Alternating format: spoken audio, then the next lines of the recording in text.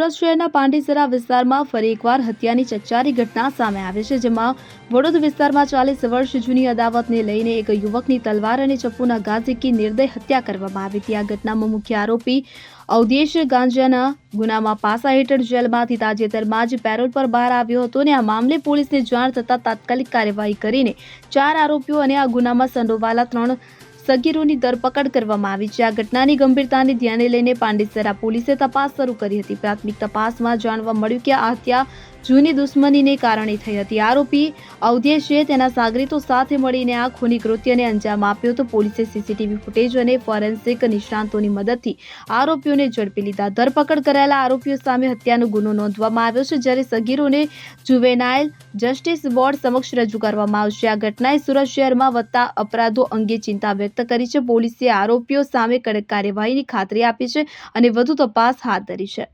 સુનિલ ગાંજાવાલા સાથે CN24 news Surat. હવે જુઓ દેશ દુનિયાની તમામ ખબરો તમારી આંગળીના ટેરવે। ઉઠાવો મોબાઈલ અને ગૂગલ પ્લે સ્ટોર પરથી ડાઉનલોડ કરો અમારી CN24 ન્યૂઝ મોબાઈલ એપ।